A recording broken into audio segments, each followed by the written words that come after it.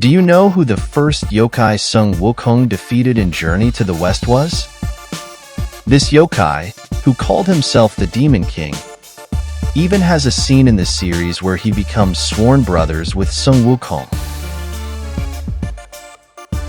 However, the more well-known story is that he was the first yokai killed by Sun Wukong because he tried to invade Flower Fruit Mountain. In today's video, we'll delve into the story of Sun Wukong's earliest challenge, the Hunshi Demon King.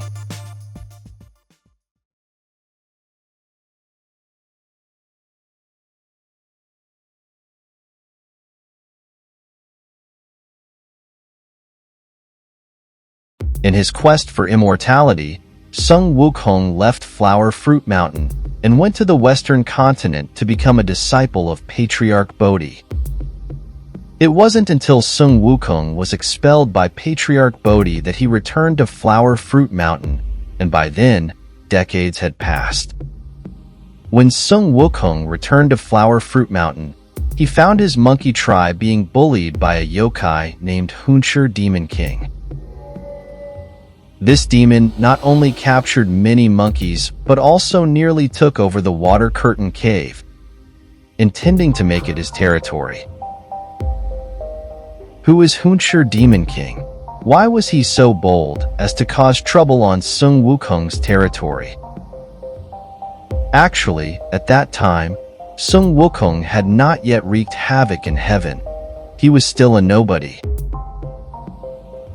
During that period, any yokai dared to invade Flower Fruit Mountain.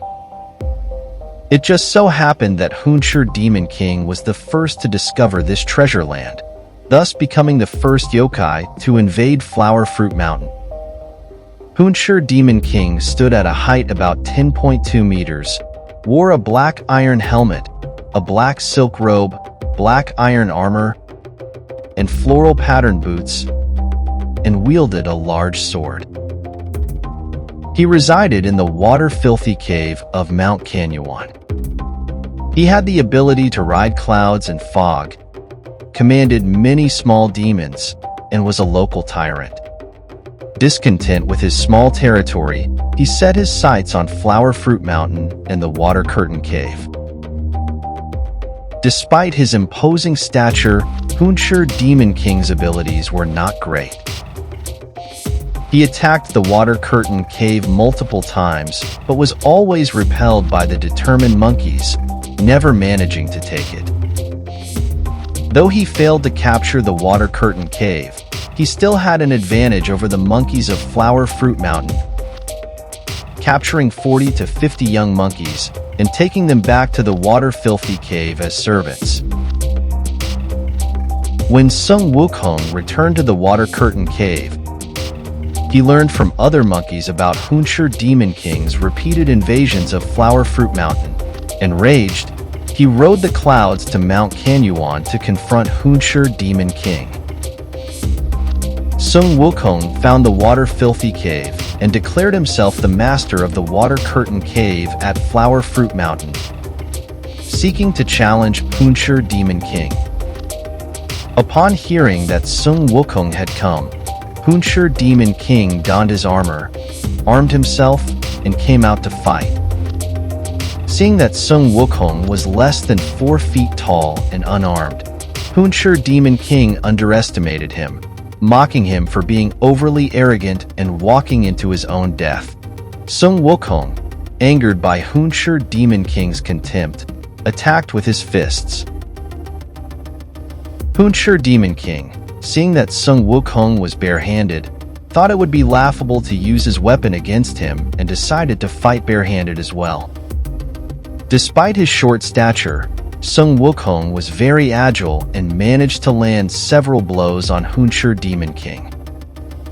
Hunshi Demon King, frustrated that Sun Wukong kept dodging his attacks while he missed repeatedly, decided to ignore the rules and grabbed his sword to strike at Sun Wukong. Sun Wukong evaded the sword and pulled out a handful of his own hair, transforming it into hundreds of clones that swarmed Hunshi Demon King. Overwhelmed by the onslaught, Hunshi Demon King eventually lost his sword to Sun Wukong. Sun Wukong then used the sword to cleave Hunshi Demon King in two and killed all his minions before burning down the water-filthy cave. Sun Wukong successfully rescued the 40 to 50 young monkeys and brought them back to Flower Fruit Mountain. Hunshi Demon King's invasion served as a significant warning to Sun Wukong. Only by arming his monkey tribe could they resist future invasions by other demons.